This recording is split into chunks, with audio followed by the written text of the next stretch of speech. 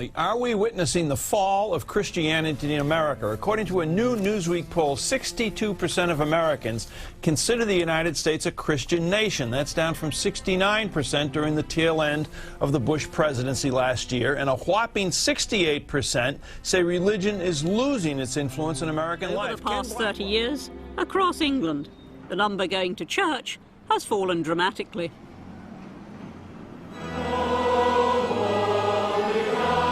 In 1979, nearly 5.5 million people went to church on a Sunday. In 1989, that had fallen by 1 million. By 1998, the figure was down to 3.7 million. And by 2005, just over 3 million were attending church. That's a fall of 40%. If the decline continues at this rate, it's estimated that by 2020, there will be just 2.3 million, less than 5% of the population. It's a sobering statistic, and for many Christians, a depressing picture. But why has it happened? One of those not shy about voicing his criticisms of Christianity is atheist and newspaper columnist Johann Hari. Hello, I'm Anne Widdicombe. Hi, very good to see you. He thinks he knows why my faith is in decline. Johann, what have you got against Christianity and where do you think it's going? Well, I absolutely defend the rights of Christians to say and argue whatever they want, to assemble wherever they want. If anyone ever tries to stop any democratic citizen in this country freely speaking and making their arguments, I'll be the first person on your side arguing in their defence. But look, Christianity has lost the argument. It's failing to persuade people. You are free to make your case, and you've lost. And I think it's because the factual claims that Christianity makes have been proven to be false, and because the causes which the dying embers of Christianity have attached themselves to are pretty ugly ones. Well, let's hold on just there for a few moments. The teachings of Christianity are that you forgive people who've harmed you, that you pray for your enemies, that you turn the other cheek. I do not understand why you want those to be snuffed out. I don't. They're human teachings. Do you think I don't have a concept of forgiveness because I'm an atheist? I think that you would not immediately pray for your enemies. I don't pray because I don't believe in a supernatural being, but I think I'm as forgiving to my enemies as you are to yours. But the Christian creed preaches that forgiveness. It isn't down to individuals to come to that. I teach my nephews to do that, and I'm an atheist. I teach them to think, try to understand where people are coming from. You as an individual, but what I'm saying is that here you have an organisation which sets out to promote those values en masse. Well, let's talk about the lessons they're being given. The lessons that those people are taught are, amongst other things, that they should campaign to retain laws that legally discriminate against gay people, that treat gay people as second-class citizens. I think Christianity will go into the same dustbin of history as, say, the worship of Zeus or Thor. And I think broadly that'll be a positive thing. Now, the values that you think of as Christian values, of forgiveness and kindness and charity, they will persist. But I think the kind of nasty dogmas that lead people to discriminate against gay people or treat women badly because they believe God commanded it, I think those will wither. I don't think they're persuading people. I think Johann overlooks the pioneering role my faith had in making Britain the civilized nation it is today. People often talk about Christianity, the world's Christianity, nominal Christianity, being attacked from the outside. And I do not mean to say that's not the case. We have secular organizations and atheist organizations and different religions, and there is an attack going on concerning nominal Christianity out there in the world, in the United States, Europe, and elsewhere. But there is also a crumbling from within. The idea that somehow nominal worldly Christianity is only facing enemies from the outside is just completely false. There's a crumbling and a rotting from within as well. And frankly, it's the kind of thing you see in a lot of other places where liberal-minded academics who have a certain social perspective that is different than something traditionally held get into positions of power and decide to move things in that direction. It's not actually conspiratorial, it's just the way life works. Welcome to post-Christian Europe, a land filled with beautiful monuments to an ancient religion that few Europeans practice anymore or know much about. Europe today has gone beyond unbelief and is now labeled Christophobic and anti-religious. While an American might look at a church building and think nice thoughts, that's rarely the case with a European, especially here in France, where religion is more likely to be associated with oppression, irrelevance, or simply the past. In France, as in much of Europe, only 5% go to church on a weekly basis, and most of them are the elderly. Only 10% think religion is very important. For all Europeans, that figure is only 21%. Journalist Richard Miniter. As an American living in Europe, when you tell Europeans that you go to church on Sunday, they look at you like a museum piece, something strange. Near Brussels, at Christian Center and Assemblies of God Church, Belgian pastor Paul de Vos ministers to a culture in which Christianity is largely irrelevant. In the United States, people would more quickly turn toward at least Christ in general and Christianity because it's still somewhat part of the culture in general. Here in Europe, we have gone beyond that point, and we do not expect anything from religion apart from some very abstract hope that there is something after this life. And among the clergy in the state churches, unbelief is extraordinarily high. Baylor sociologist Rodney Stark. It's easy to have a negative religious experience going to church in Europe. The one place where unbelief is rampant is in the churches. The study Fragmented Faith found that in Britain, 1 out of 5 Anglican pastors do not believe in the bodily resurrection of Christ, and only 60% believe in the virgin birth. That's a lower level of belief than among churchgoers. It's the churches they don't go to, and one of the reasons they don't go is that the people running them don't care if they don't go. There have been news reports recently that although church attendance in Europe is low, belief in God is actually very high. But belief in what sort of God? Judging from surveys, it's a New Age faith with a large dose of moral relativism. Vince Esterman, a Frenchman who grew up in Australia, has been a French pastor for almost 20 years and has a dynamic street ministry in Paris. And although he has led a lot of Frenchmen to Christ, he doesn't talk much about revival. He speaks of a Europe that is still moving away from God. Europe that was the custodian of the gospel in the very early decades now is the continent that is rejecting the gospel and Christianity. And so we have seen France go into decline, and with it, Europe generally. But instead of looking to faith for answers, the European media continue to mock America's high church attendance as weird.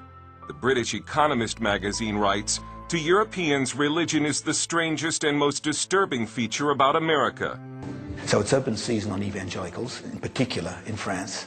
But absolutely nothing can be said against Muslims, of course, because there's always retaliation.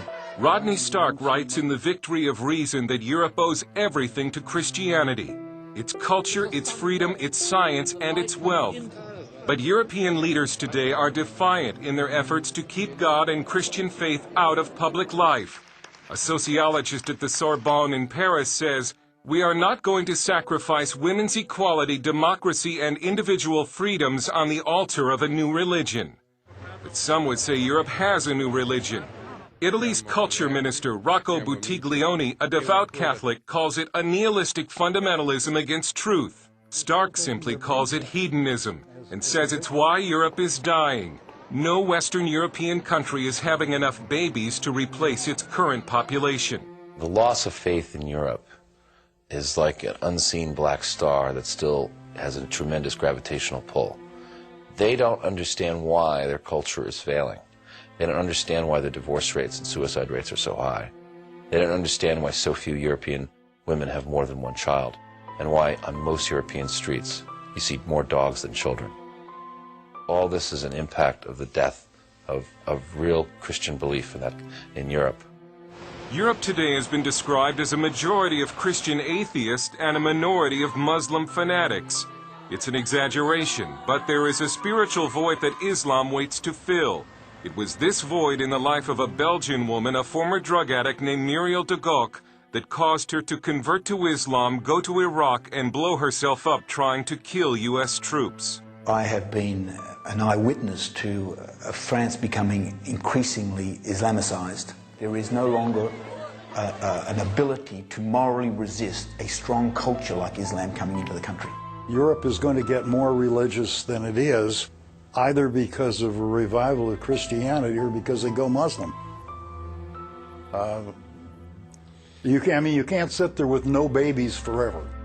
And because faith impacts everything from culture to economics to the war on terror, analysts say religious America and anti-religious Europe are likely to drift farther apart, unless or until Europe returns to God. As our special report.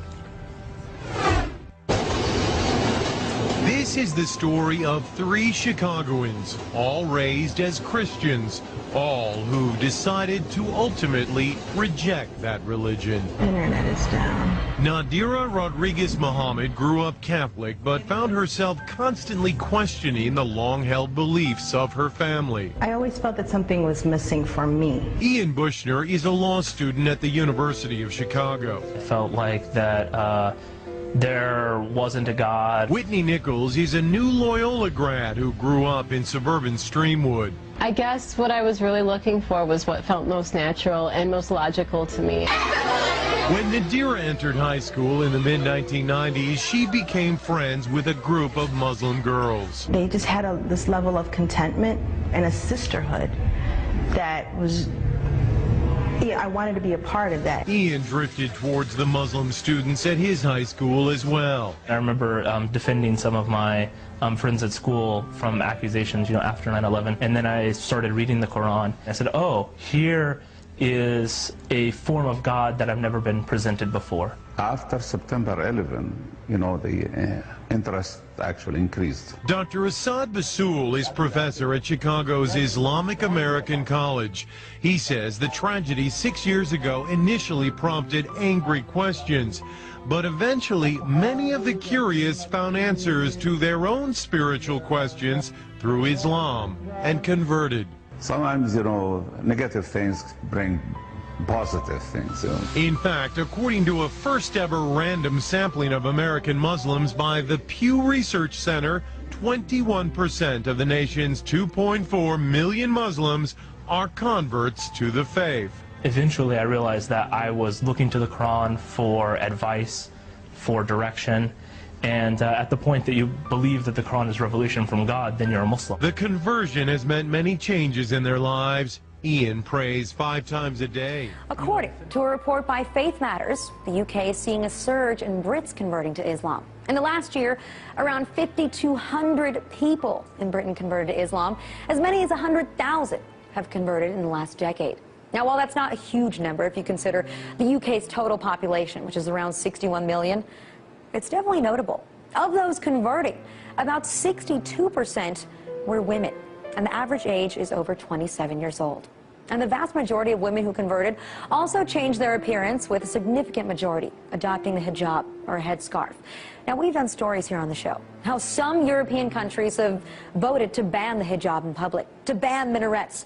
But that's not the case in the UK. Now, the obvious question really is, what is behind this high rate of conversion? Some followers told Britain's The Telegraph that they felt lost in their own lives, that they were lacking in purpose before conversion. And most Brits have reported that since their conversion, they've been living with ease in the UK, that they've only faced minimal problems from their families about their new choice of religion. So what's going on? What is compelling so many young white women to convert to Islam in droves? According to research, in order for a culture to maintain itself for more than 25 years, there must be a fertility rate of 2.11 children per family. With anything less, the culture will decline. Historically, no culture has ever reversed a 1.9 fertility rate. A rate of 1.3, impossible to reverse, because it would take 80 to 100 years to correct itself, and there is no economic model that can sustain a culture during that time.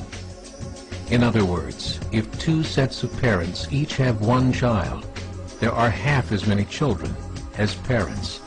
If those children have 1 child, then there are 1/4 as many grandchildren as grandparents. If only 1 million babies are born in 2006, it's hard to have 2 million adults enter the workforce in 2026.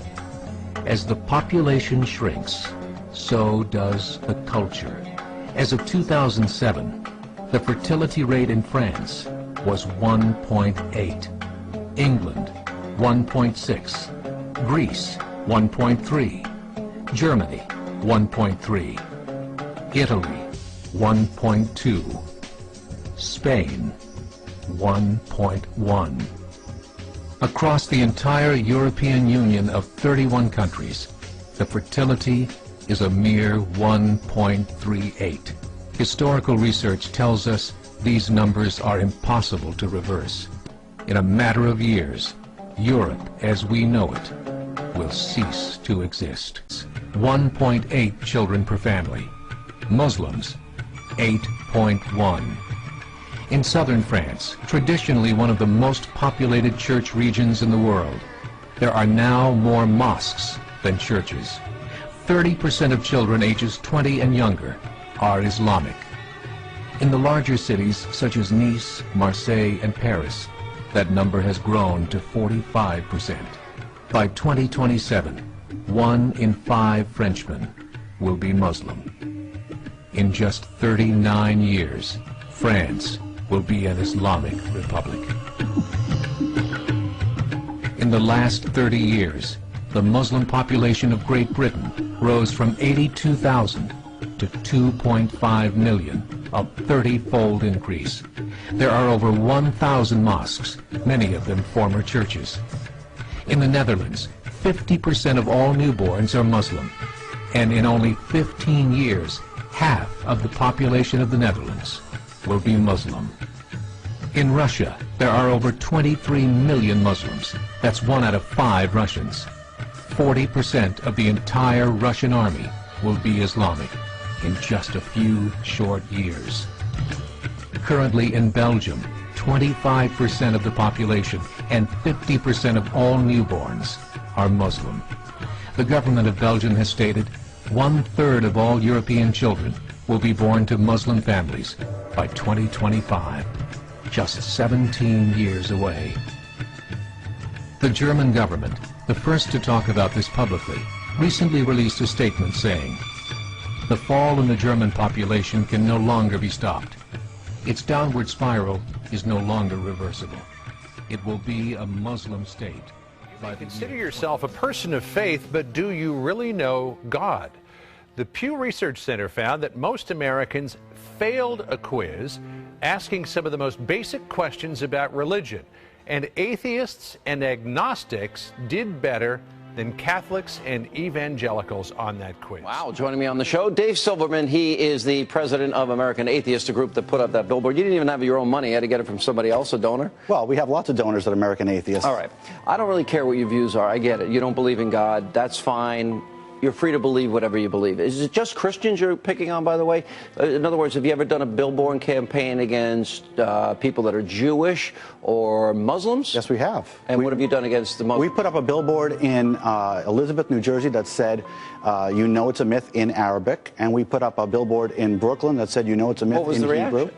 Actually, the Islamic billboard, the Islamic people were actually all about, well, this is a free country and you can say what you want, and some people agreed and some people disagreed. Look at the reaction to the Danish cartoons, or look at the reaction to this YouTube video where Salman Rushdie and the Satanic Verses. There's been some very... But you know what that is? That's actually a form of terrorism. That's actually a form of them getting us to obey their religious beliefs without imposing the rule of law on it. They scare us into obeying their religious beliefs. It's against their religion that we not draw. I don't really care what you believe. I get it. You're an atheist. I'm not going to sit here and convince you. You believe nothing can come out of nothing, which is what I believe atheists in the end have to believe. But that's not the argument. You want to insult people. You want to attack them. You want to, you know, stick them in the ribs on their holiday. and you just want to be rude and narcissistic and mean. Why? Sean, we have never put up a billboard criticizing people. We criticize religion, and religion is perfectly open market. But people believe in religion. I'm a Christian. I look at a picture of Jesus, and you just want to rub salt in a wound. No. Why are you doing it that? Because this is the time of year when so many atheists who call themselves Christians drag themselves to church against their own will because they think the church... Atheists who call themselves Christian? You don't know... Atheists who call themselves Christians. You said it. You said Well, let me article. explain what I'm saying here, okay? They drag themselves to church because they think the church is an integral part of Christmas, and it's not.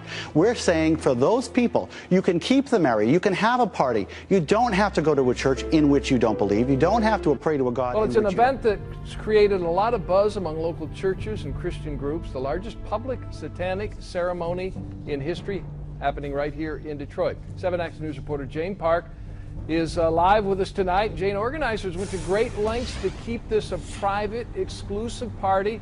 What's up? They really did, Dave. Now, we are standing along Grand River, and the building behind me was where guests originally came, but shortly after they were let in, they were told to go to a second undisclosed location where we're to believe that party is going on right now. The Satanic Temple made it very clear it would be their members and their guests and not our cameras that will be getting a first look at this much talked about statue.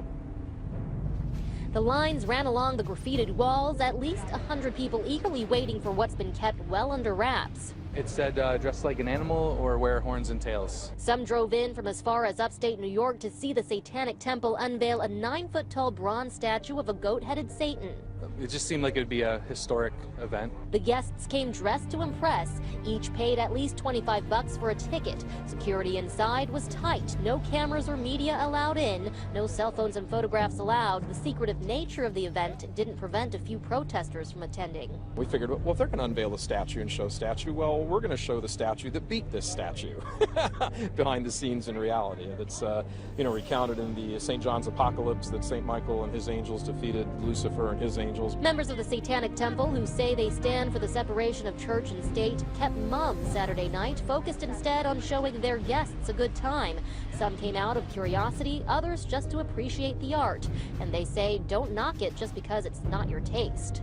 A sculpture or a piece of art or a tribute to something that they don't understand is not necessarily going to impact their religion or their beliefs. There was so much buzz about the night, Detroit police set up outside just to make sure the Satanists and the naysayers stayed civil. We support anyone's First Amendment right to practice whatever religion they want or to come out and protest against that, their freedom of speech. So, we're there to basically protect the rights of everyone involved. In the end, the group made good on its promise to make this an exclusive event. Guests patient enough to make it through the line were promptly sent out the back door where outsiders can only imagine the real party awaits. A party, we're told, is supposed to last well beyond midnight. As for the statue, it could end up at the Arkansas State Capitol, where there is a 10 Commandments statue also planned.